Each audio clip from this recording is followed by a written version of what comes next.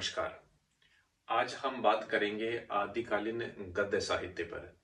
हिंदी साहित्य के इतिहास में प्रथम काल जिसे आदिकाल की संज्ञा दी गई है, इस आदिकाल की समय सीमा आचार्य रामचंद्र शुक्ल संवत 1050 से लेकर 1375 विक्रमी तक मानते हैं। इस समय सीमा के भीतर हमारे समक्ष गद्य साहित्य की लगभग 8 रचनाएं उपलब्ध हैं। आज हम उन 8 रचनाओं पर बात करेंगे। हम बात कर रहे हैं, मैं प्रकरण डाल देता हूं यहां पर।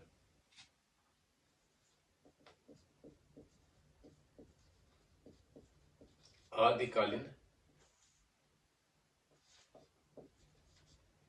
गद्य साहित्य। इस आदिकाल की समय सीमा आचार्य रामचंद्र शुक्ल आदिकाल की समय सीमा आचार्य रामचंद्र शुक्ल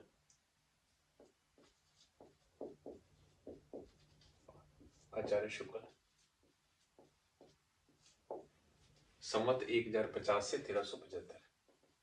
संवत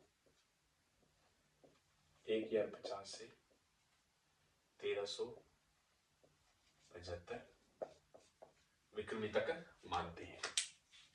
तो इस समय सीमा के भीतर आदिकाल की कौन सी रचनाएं हमारे समक्ष उपलब्ध हैं, आज उन सब पर हम क्या है बातचीत करेंगे। पहली रचना है राउल वेल। जो पहली रचना है वह है राउल वेल मानी जाती है। राउल वेल, यह रचना कवि रोडाकृत है। इस रचना में राउल नामक नायिका का नक्शिक वर्णन हुआ है। देखा जाए तो इस दृष्टि से हिंदी साहित्य में नक्शिक की परंपरा का यह प्रथम काव्य माना जाता है। इस रचना में कलचुरी शासक के किसी सामंत की 7 नायिकाओं का नक्शिक वर्णन हुआ है। तो इसके जो रचयिता है, इस रचना के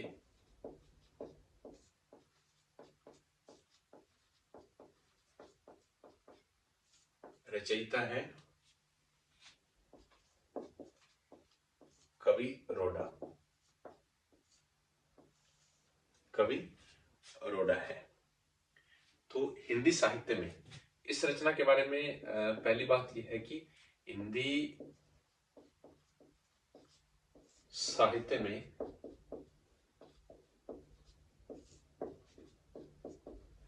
नक्शिक परंपरा का यह प्रथम काव्य है। हिंदी साहित्य में नक्शिक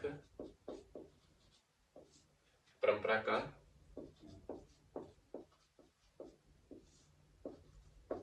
यह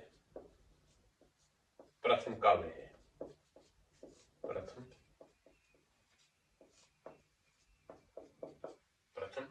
काव्य है। यानी कि हिंदी साहित्य में जो नख से लेकर शिख तक जो सौंदर्य वर्णन होता है, उस परंपरा का यह प्रथम काव्य माना जाता है राउल वेल। इसमें राउल नामक नायिका, इस काव्य में राउल नामक नायिका का वर्णन हुआ है। राउल नामक नायिका का वर्णन हुआ है। का वर्णन मिलता है।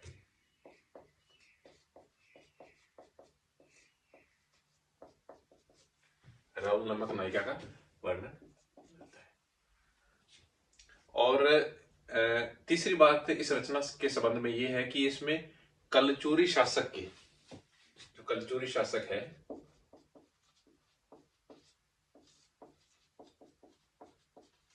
शासक के सामंत की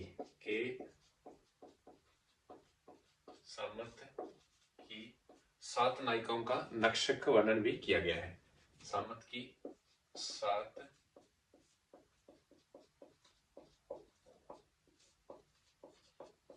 नायिकाओं का नक्षिक वर्णन किया गया है। नक्षिक वर्णन, नक्षिक वर्णन भी मिलता है।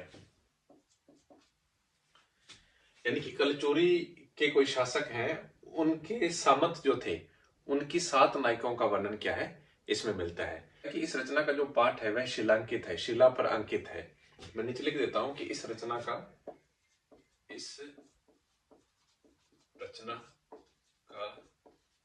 पाठ शिलांकित है।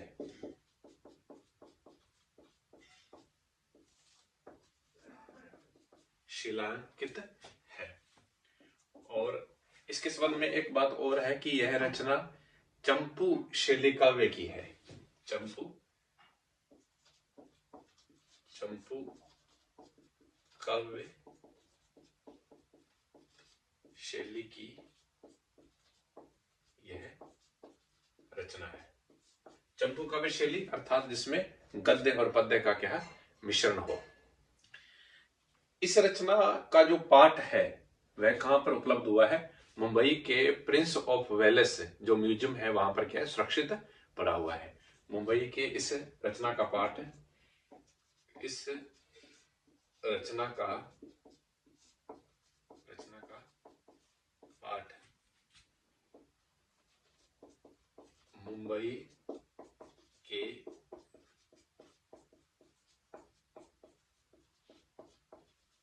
प्रिंस ऑफ वेलेस म्यूजियम में सुरक्षित है। वेलेस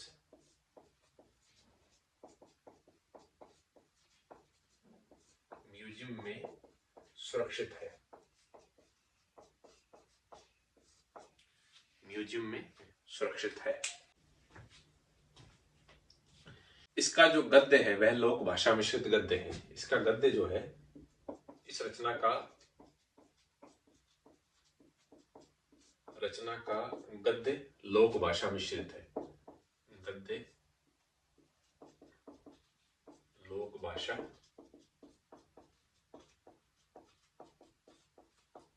मिश्रित है। लोक भाषा मिश्रित है। तो मैंने आपको भी बताया है कि राउलवेल नामक रचना जो हिंदी साहित्य की आदिकाल में गद्य साहित्य की जो रचनाएं हैं उनमें से मुख्य रचना राउलवेल मानी जाती है। तो राउलवेल रचना के बारे में सबसे पहली बात यह है कि ये रचना की जो कवि है वह रोडा है और हिंदी साहित्य में नक्षिक परंपरा का ये प्रथम काव्य माना जाता है। 10वीं शताब्दी में लिखा गया ये काव्य राहुल नामक नायिका का इसमें वर्णन मिलता है। कलचूरी शासक के सामंत की 7 नायिकाओं का नक्षिक वर्णन भी इसमें है। इस रचना का पाठ शिलांकित है। चंपू काव्य शैली की रचना है और इस रचना का जो पाठ है वह मुंबई के प्रिंस ऑफ वेलेस म्यूजियम में सुरक्षित है। इस रचना का जो गद्य है वह लोक भाषा मिश्रित गद्य है। अब दूसरी रचना पर बात करेंगे। जो दूसरी गद्य की रचना है आदिकाल में उपलब्ध हुई है वह रचना है उक्ति व्यक्ति प्रकरण। उक्ति व्यक्ति प्रकरण। उक्ति व्यक्ति प्रकरण है। इस रचना के जो रचयिता है, इस रचना के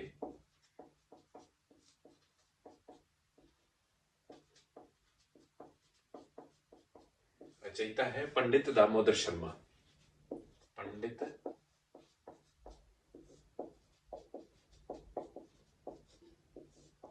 दामोदर शर्मा।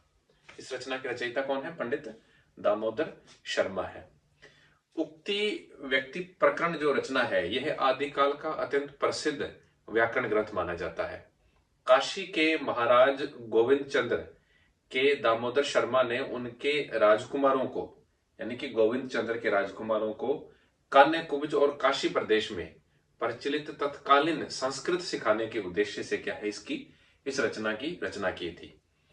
इस रचना का जो रचना काल है वह 12वीं सदी ठहरता है और हम हजारी प्रसाद द्विवेदी ने, आचार्य हजारी प्रसाद द्विवेदी लिखते हैं कि दामोदर भट्ट की यह पुस्तक से पता चलता है कि उन दिनों कहानियों में गद्य काव्य का भी प्रयोग होता था। संभवतः चंपू काव्य ढंग की यह रचना लगती है। तो इसके बारे में कुछ बातें मैं और लिख देता हूं। यह पंडित दामोदर शर्मा की रचना है। किसकी रचना है? दामोदर शर्मा की रचना है। इस रचना का जो उद्देश्य है, पहले ये लिखो कि यह आदिकाल का प्रसिद्ध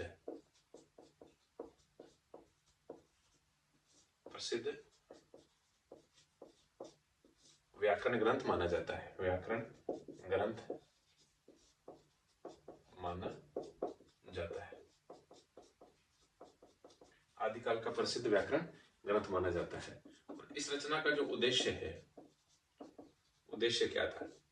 उद्देश्य था कि काशी के जो नरेश थे, काशी नरेश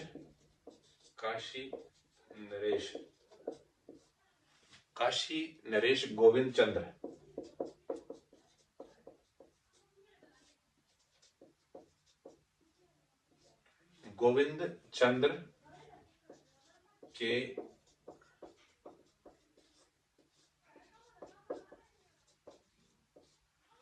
चंद्र के दरबारी लेखक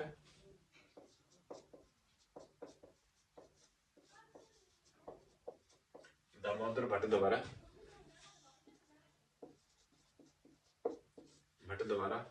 उनके राजकुमारों को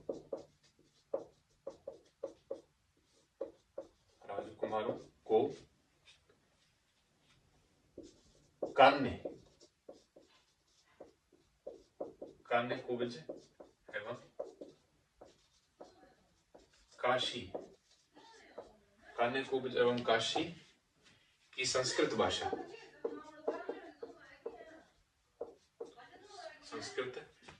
सिखाने के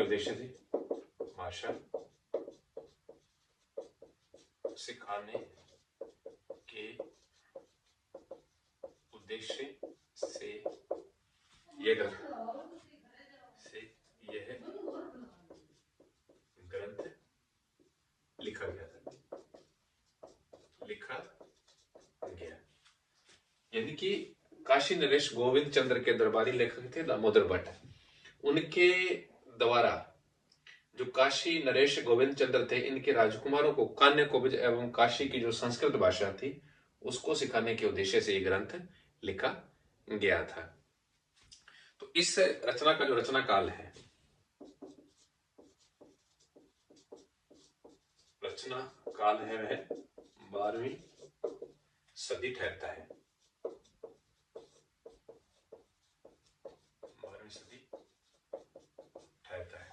12वीं सदी की यह रचना मानी जाती है। आचार्य हजारी प्रसाद द्विवेदी ने इसके बारे में लिखा है। आचार्य हजारी प्रसाद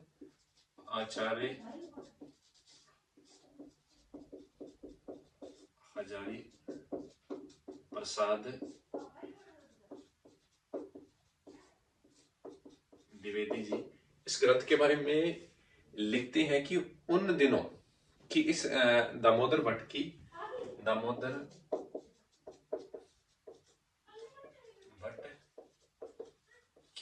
इस रचना से पता चलता है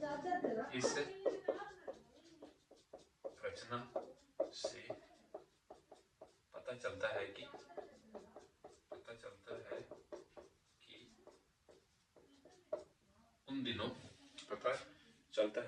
दिनों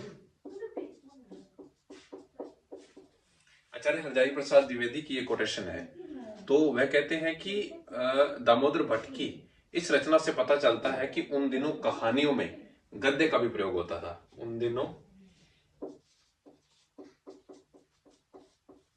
कहानियों में गद्य का भी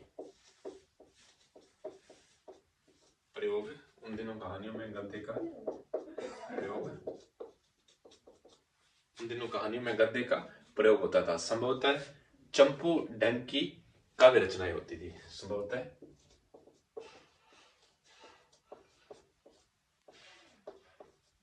चंपू डंग की काव्य रचनाएं होती थी।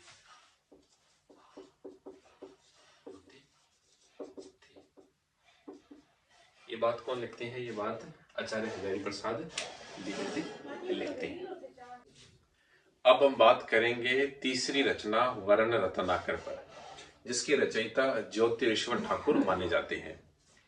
वर्ण रत्नाकर एक विश्व कोशात्मक ग्रंथ है, यानी कि मैथिली का गद्य साहित्य, मैथिली का विश्वकोश। हजारी प्रसाद द्विवेदी ने अपनी पुस्तक हिंदी साहित्य का आदिकाल में इस पुस्तक के बारे में लिखा है कि 14वीं सदी के दो संस्कृत पंडितों विद्यापति और ज्योतिरीश्वर ठाकुर ने अपभ्रंश को अवहट कहा है। मैथिली गद्य की रचना बंगाल एशियाटिक सोसाइटी द्वारा सुनीति कुमार चटर्जी एवं पंडित बबुआ प्रसाद मिश्र के संपादकत्व में क्या है प्रकाशित हुई थी। तो तीसरी जो रचना है हमारी, यहां लिख देता हूं मैं, तीसरी रचना है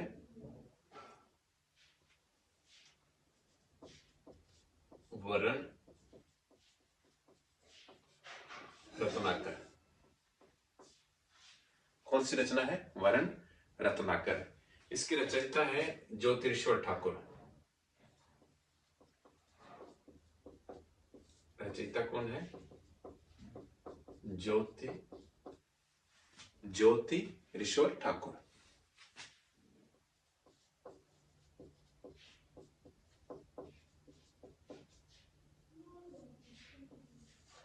ज्योतिरीश्वर क्या है? ठाकुर माने जाती है। वर्ण रत्नाकर के जो लेखक हैं वह कौन है? ज्योतिरीश्वर ठाकुर माने जाते हैं। यह एक विश्व कोशात्मक ग्रंथ है। मैथिली गद्य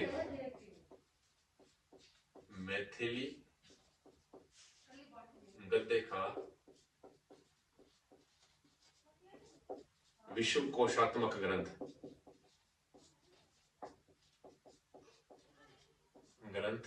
माना जाता है।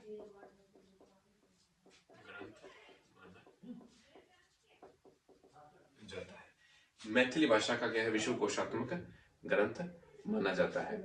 आचार्य हजारी प्रसाद द्विवेदी ने अपनी पुस्तक हिंदी साहित्य के आदिकाल में लिखते हैं, आचार्य हजारी प्रसाद द्विवेदी ने, आचार्य हजारी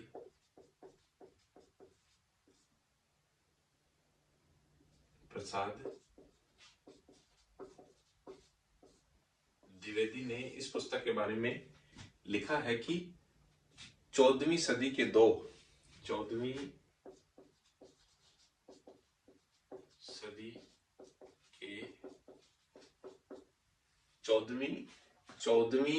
सदी के दो संस्कृत पंडितों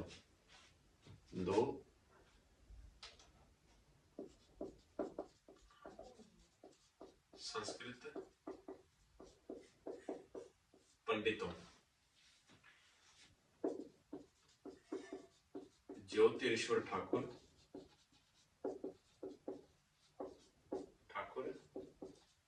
एवं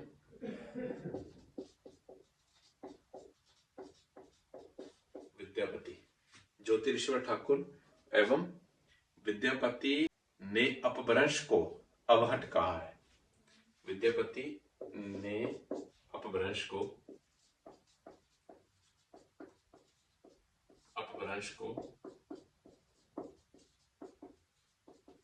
अवहट क्या कहा है? विद्यापति ने अपभ्रंश को अवहट कहा है। मैथिली गद्य की रचना, मैथिली गद्य की रचना ये है, कहां से प्रकाशित हुई थी?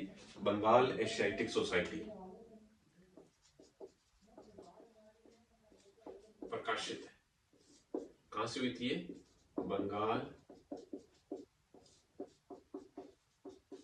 एशियाटिक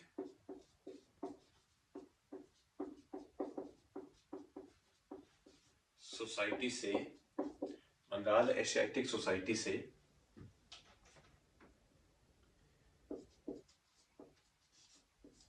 सुनीति कुमार चटर्जी एवं बबुआ मिश्र के संपादकत्व में, मिश्र के